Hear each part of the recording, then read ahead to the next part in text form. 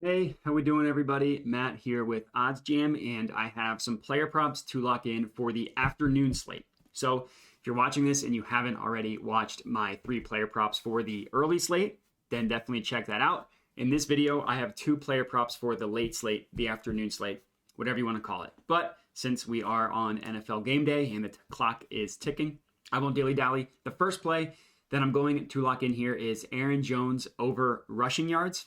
So, I'm not going to lock in the over 48 and a half rushing yards, and I'll tell you why. This is a positive expected value play that is a really good play.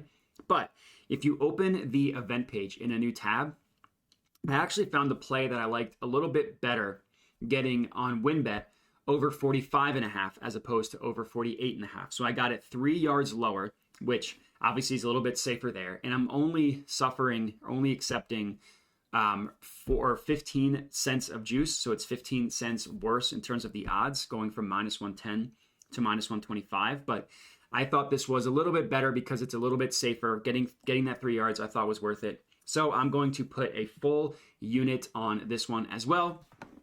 And we can chat about it. So obviously, majority of the books have this priced at. We see 47 and a half favoring the over. We see 48 and a half favoring the over. Almost every book except for Bet365 heavily favors it going over. BetMGM, Betfred, minus 120. Caesars, DraftKings, minus 139, minus 130. Tipico, minus 130. And then this column right here is Bet Online. They have it actually priced at 50 and a half, and they still favor it going over. Pinnacle / the OddsJam perfect line is this column right here, these two right here. They have it at minus 149 over 48 and a half. And we're getting it at the lowest possible number that the sports books are pricing this total at. So I thought this one, like I said, I'm accepting a little bit worse juice, 15 cents of juice, but I'm also accepting a significantly safer play that I think has a ton more value. So this one I like a lot. In terms of handicapping, admittedly, it does feel a little bit scary backing the Packers to do anything right now, but if there's one weakness that the Cowboys have on defense, it's rush defense. They're incredible against the pass. They're incredible rushing the passer. They have a good secondary, of course, led by Trayvon Diggs. But they struggle against the run. And if there's anything the Packers offense has been able to do well this year, it's at least run the ball, specifically with Aaron Jones. Now, A.J. Dillon has been a disappointment. He's on my fantasy team, so I know full well about that disappointment. But Aaron Jones has been good. So 45 and a half yards is not a lot. I think he'll probably end up somewhere between like 47 and 50 yards if I had to guess. I could see him going over, but I wanted to go safe. Got him to go over 45 and a half rushing yards. So this is my first pick for today. Aaron Jones over 45 and a half rushing yards. The next one that I wanted to lock in is in the same game, and we are looking at Dak Prescott, his passing attempts under 32 and a half. So this one I'm going to put 3/4 of a unit on, and not quite a full 1 unit McSlam, just 3/4 of a unit.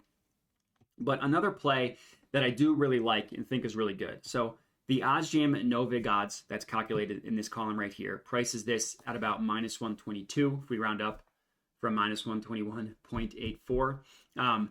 And the no vig odds, OddsJam calculates them pulled from the sharpest sports books in the world. So you can view the no vig odds as the true line of what a market should truly be priced at. So anywhere in which you can beat those no vig odds is going to be a mathematically profitable play, which is exactly what we did here, getting this Dak Prescott prop at minus 115.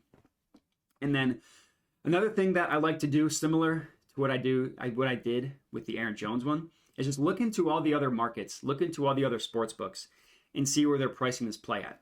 So aside from Bet365 and Betfred, look across the board what these sports books are pricing it at. Minus 130, minus 130, minus 133, minus 145, minus 130, minus 133, minus 137. All of these sports books have it priced significantly as a more favorable outcome than the odds we are getting at Bet365 and Betfred. And I mentioned the Cowboys struggled to defend the run. The Packers are even worse defending the run. So whether Zeke plays or not, the Cowboys are probably going to run the ball a ton in this game. They're probably going to run the ball to a ton of success in this game, so they're not going to need to pass it a ton with Dak Prescott. I also like the under in this game, for favoring both running games. Probably going to be clock killing game, not a lot of points being scored. So I do like the under in this game as well. But for this play, I'm locking in the Dak Prescott prop under 32.5 passing attempts. And that's it for my 2 player props for the late afternoon slate. If you're tailing them, good luck, let me know. But that's all I got. So appreciate you guys watching and have a good one.